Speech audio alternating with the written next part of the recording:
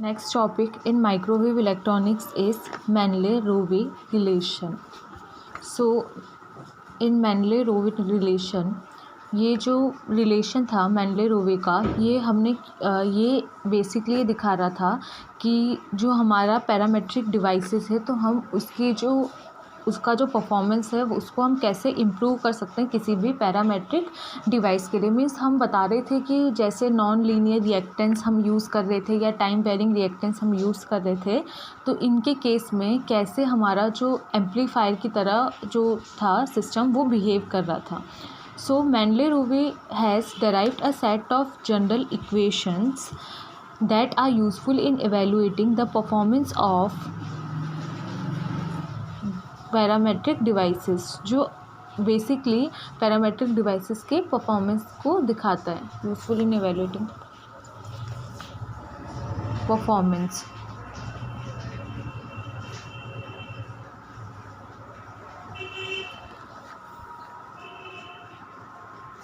तो ये जो डिवाइस है वो बेसिकली क्या दिखाता है कि कैसे कुछ इसने इक्वेशंस दी थी। ये दो इक्वेशंस है जिसे मैनले-रोवे रिलेशंस कहते हैं। इन दोनों इक्वेशंस की हेल्प से हम बता सकते हैं कि हमारा जो डिवाइस है वो कितना, उसका परफॉर्मेंस कितना अच्छा है। और इसमें हमने क्या यूज़ किया है, नॉन लीनियर रिएक्टेंस या फिर हम कह सकते हैं time varying reactance. So Manley Rowe relations are given by two equations. तो दो इक्वेशंस उसने दी थी।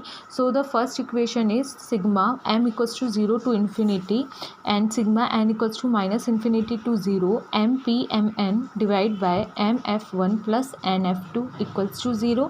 And the second is sigma n equals to 0 to infinity, sigma m equals to minus infinity to infinity and pmn divided by mf1 plus nf2 equals to 0। इसको याद learn करना भी easy है। जैसे कि यहाँ पे m को हमने 0 से इन्फिनिटी पे वेरी किया, सो यहाँ पे हमने लिखा है mpmn और upon mf1 plus nf2 equals to 0। And second में हमने यहाँ पे n लिखा है coefficient, so n 0 to infinity, m minus infinity to infinity, npmn upon ये सेम रहता है denominator mf1 plus nf2 equals to 0। So ये दो इक्वेशंस दी थी और अभी हम इन्हीं दोनों इक्वेशन को डिराइव करेंगे। ये सर्किट डायग्राम है। इस सर्किट डायग्राम में यहाँ पे हमने पोटेंशियल वोल्टेज लगाया, वोल्टेज सोर्स लगाया है यहाँ पे। फिर यहाँ पे फ्रीक्वेंसी f1 है और यहाँ पे वोल्टेज सोर्स है एंड जो फ्रीक्वेंसी हमारा हो रहा है वो f2 है। और यहाँ पे जो हमने लिया है नॉन लीनियर कैपेसिटेंस की हम बात कर रहे हैं, या फिर जो हमारा कैपेसिटेंस है वो वेरी कर रहा है विद रिस्पेक्ट टू टाइम। सो जब भी हम कभी बात करते हैं वेरिएबल कैपेसिटेंस की, तो नॉर्मल कैपेसिटेंस का सिंबल तो ये होता है या फिर ये होता है नॉर्मल कैपेसिटेंस का सिंबल, लेकिन वेरिएबल कैपेसिटेंस का सिंबल इस तरीके से होता है। दिस शोज़ दैट जो कैपेसिटेंस का वैल्यू है वो चेंज हो रहा है विद रिस्पेक्ट टू टाइम। सो यहाँ पे इस सिंबल को देखना, हमने ये दो कैपेसिटर प्लेट्स प्लस ये वाला सिंबल हमने यूज़ किया, that shows that non linear capacitance.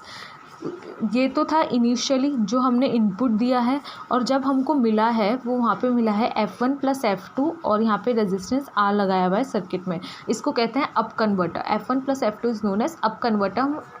हम आगे वाले लेक्चर्स में देखेंगे कि अप कन्वर्टर क्या होता है। या तो हमको f1 प्लस f2 मिल सकता है या फिर हमें f1 minus f2 that is down converter इसको हम कहते हैं। और ये कब तक जा सकता है, मीन्स कोई भी कोएफिशिएंट हो सकता है। जैसे हम 2f1 प्लस f2 ले लेंगे या फिर f1 माइनस 2f2 ले लेंगे, या फिर 5f1 प्लस 6f2। मीन्स इनका जो आगे का कोएफिशिएंट है दैट कैन बी वेरी। सो जो फाइनल हमने ले लिया है mf1 प्लस माइनस nf2, यानी कि ये ऐड भी हो सकता है और ये सब्ट्रैक्ट भी, यानी कि और हमारे पास f1 f2 होता है up converter, f1 minus f2 होता है डाउन कन्वर्टर। जब हम इसका एप्लीकेशंस के बारे में पढ़ेंगे तो हम इनके बारे में देखेंगे। If current of various harmonics are allowed to pass through CT, अगर हमने यहाँ पे डिफरेंट हार्मोनिक्स पे जो करंट पास करवाया है कैपेसिटेंस के along, then the voltage drop across the capacitor contains all the possible harmonics. तो जो वोल्टेज ड्रॉप होगा इस कैपेसिटर पे वो हमको वो सारा वैल्यू देगा जो भी हमने वैल्यू लिया है। In this case charge Q is a function of all the voltage present then the expression of charge on the capacitor. तो जो हम चार्ज का एक्सप्रेशन लिखेंगे वो कैसे लिखेंगे, हमें पता है कि जो चार्ज है वो टी पे डिपेंड कर रहा है, टाइम पे, और हम जितने भी टाइप ऑफ हार्मोनिक्स को लेंगे उन सब पे अपन को वैल्यू मिलेगी। सो अपन यहाँ पे कहाँ तक ले रहे हैं, MF1 ये फर्स्ट फ्रीक्वेंसी प्लस NF2, तो इनके लिए अपन ले रहे हैं। सो हम चार्ज के लिए कैसे लिखेंगे, M का वैल्यू -इन्फिनिटी से इन्फिनिटी पे कुछ भी ले सकते हैं, N का वैल्यू भी -इन्फिनिटी से इन्फिनिटी तक वेरी कर सकता है। फिर एम्पलीट्यूड लिया है हमने QMN, दैट इज़ एम्पलीट्यूड। अब ये कैसे वेरी करेगा, e की power iota m omega 1। Omega 1 is nothing but frequency of first, plus minus we can use, और n⍵2t, +-n⍵2t। अब यहाँ पे हम चाहे तो हर जगह प्लस माइनस भी यूज़ कर सकते हैं, या फिर सिर्फ ओनली प्लस लेके ही हम इसको सॉल्व कर लेते हैं। Q is equals to M equals to -infinity to infinity sigma N equals to -infinity to infinity QMN e की पावर, और ओमेगा का वैल्यू कितना होता है, frequency omega is equals to 2πf। ऐसे हम लिख सकते हैं, एंगुलर फ्रीक्वेंसी को 2πf की फॉर्म में लिख सकते हैं। सो 2π को हम बाहर ले लेंगे, सो 2π आयोटा MF1 प्लस NF2, और यहाँ पे प्लस माइनस भी आप लिख सकते हो, वरना ओनली प्लस भी लिख सकते हो, NF2, और ये बाहर आ गया T। It is equation number 1। अब जैसे कि हमने चार्ज के लिए लिखा है, सेम इक्वेशन हम किसके लिए लिख सकते हैं, करंट के लिए भी लिख सकते हैं, या फिर हम पोटेंशियल के लिए भी लिख सकते हैं। So I is equals to M -infinity to infinity N -infinity to infinity IMN e की power iota 2π MF1 plus NF2t। Equation number 2। Voltage V is equals to M equals to -infinity to infinity N -infinity to infinity VMN e की power iota 2π MF1 plus NF2, और bracket में T outside T, और equation number 3। ये same equation है जो हमने charge के लिए लिखी थी, वैसे ही हमने सिमिलरली करके करंट के लिए भी लिख लिया है और वोल्टेज के लिए भी लिख लिया। The average power stored in the capacitor at a frequency MF1 plus minus NF2। So average power हम कैसे लिखेंगे, हम जानते हैं कि पावर का फॉर्मूला होता है कि P इज इक्वल्स टू कितना होता है, VI। ये पावर का जनरल फार्मूला है, P इक्वल्स टू VI। सो हम कैसे लिख सकते हैं, PMN equals to VMN IMN star that is conjugate. हम जो इसका क्या ले रहे हैं, कॉम्प्लेक्स कॉन्जुगेट। ये जो हमारे पास पोटेंशियल है या फिर करंट है वो वेरी कर सकता है एज अ कॉम्प्लेक्स कॉन्जुगेट, क्योंकि पॉजिटिव भी हो सकता है ना, नेगेटिव भी हो सकता है, और आयोटा हमारे इक्वेशन में आ रहा है, सी ही है, इट इज़ e की पावर आयोटा 2π, है ना। तो दैट मीन्स दैट कि ये इसका कॉम्प्लेक्स कॉन्जुगेट भी हम लिख सकते हैं, जहाँ पे क्या हो जाएगा IMN और e की पावर माइनस आयोटा 2π। सो दो वैल्यूज़ मिलेगी, या तो नॉर्मल मिलेगा हमको करंट, या फिर उसका कॉम्प्लेक्स कॉन्जुगेट मिलेगा।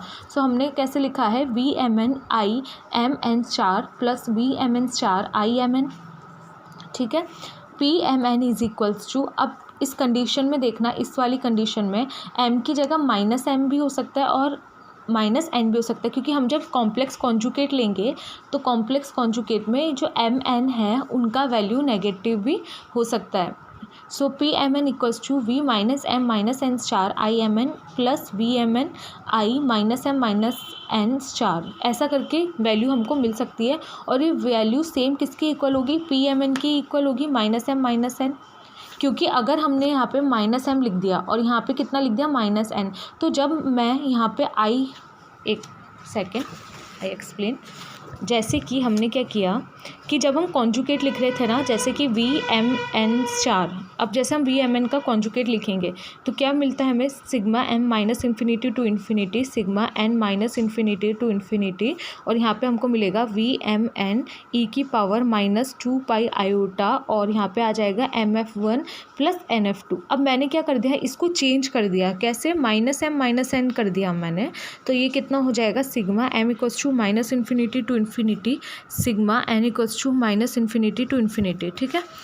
और यहाँ पे आएगा VMN e की पावर -2π आयोटा, ये तो माइनस पहले से था, और फिर यहाँ पे आ जाएगा -MF1 -NF2, ऐसे हो जाएगा, क्योंकि M और N की जगह क्या लिख दिया है, -M और -N। अब इन दोनों में से भी अगर हम माइनस कॉमन लेते हैं, सिर्फ इस वैल्यू को देखना, e की पावर -2π आयोटा, यहाँ से मैंने माइनस दोनों में से कॉमन ले लिया, सो इंटू -1 आ जाएगा, और ब्रैकेट में आएगा MF1 प्लस NF2।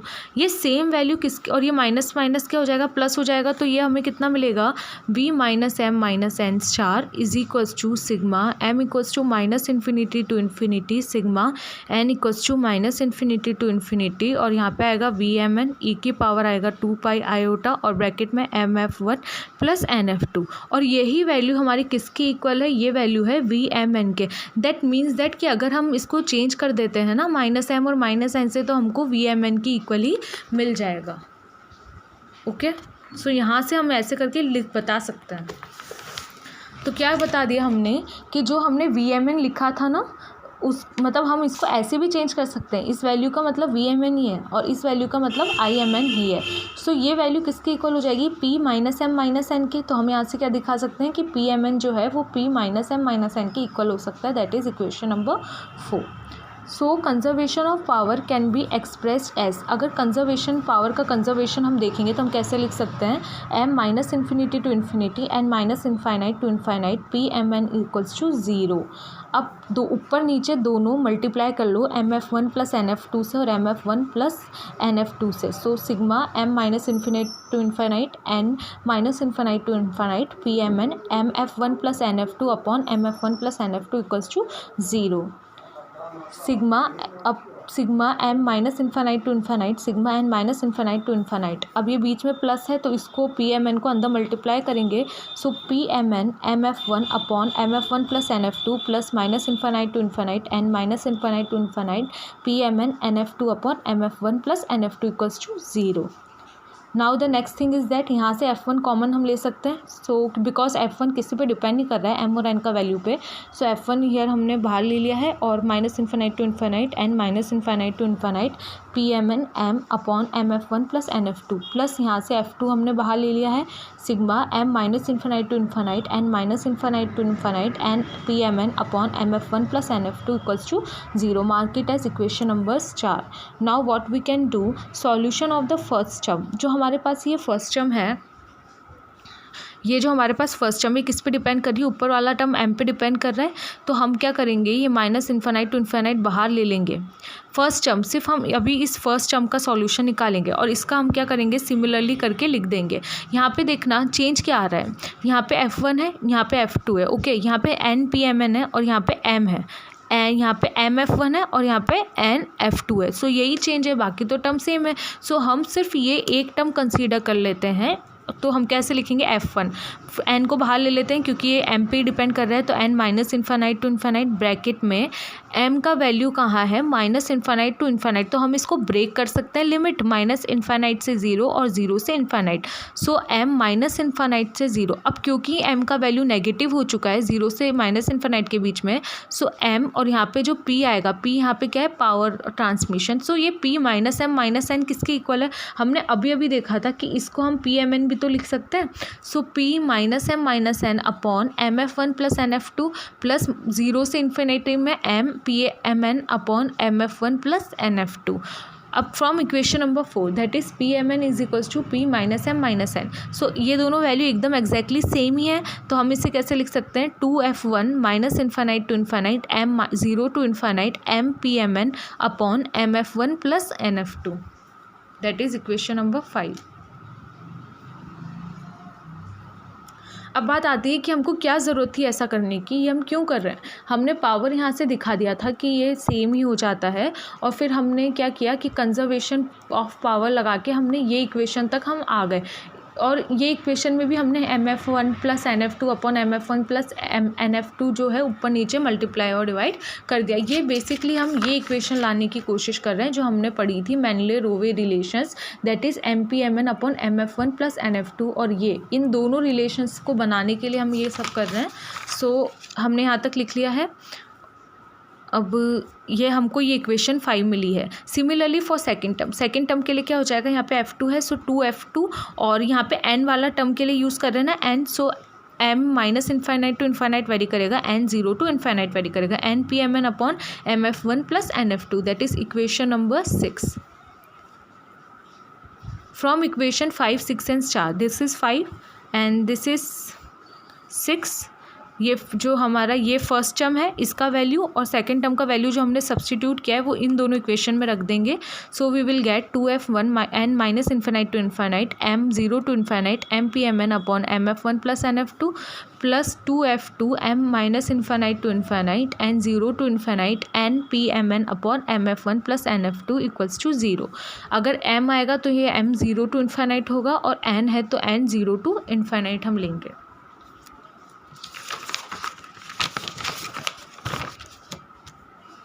नेक्स्ट हम क्या देखते हैं कि ये जो हमारी रिलेशन आई है ये जो रिलेशन है यहाँ पे f1 क्या था. f1 तो वो था फ्रीक्वेंसी जो हम इनिशियली सप्लाई कर रहे हैं. ये तो हम इनिशियली सप्लाई कर रहे हैं. यहाँ पे f2 भी हम सप्लाई कर रहे हैं. तो ये दोनों f1 और f2 तो कभी ज़ीरो नहीं हो सकते हैं. तो ज़ीरो हमें सिर्फ ये टर्म हो सकती है, ये ब्रैकेट वाली, वो भी इंडिविजुअल. मतलब ये वैल्यू f1 ज़ीरो नहीं हो सकता, f2 भी ज़ीरो नहीं हो सकता. तो अगर इनका सम ज़ीरो होने के लिए क्या होगा कि ये टर्म खुद ज़ीरो के इक्वल हो और ये पूरी प्रॉपर टर्म जो है पूरी ज़ीरो के इक्वल हो. सो इन दोनों को पूरा अलग अलग, ये भी ज़ीरो होगा तो इनका एडिशन भी हमें ज़ीरो मिलेगा. Since f1 and f2 are not equal to zero, f1 और f2 ज़ीरो के इक्वल नहीं है क्योंकि अब तो हम इनिशियली सप्लाई कर रहे हैं. So satisfy the above equation both the terms equal to zero. So ये दोनों टर्म्स जो हैं इक्वल, ज़ीरो के इक्वल होना चाहिए. So first will be f1 बाहर ले लेंगे, m0 to infinite n minus infinite to infinite m(pmn) upon mf1 plus nf2 equals to zero. And the second term is f2 n0 to infinite m minus infinite to infinite n(pmn) upon mf1 plus nf2 equals to zero. Means वो अलग अलग zero हो गया. This is equation number 6. Equation 6 represent the Manley-Rowe equation. In the next video we will discuss about the applications.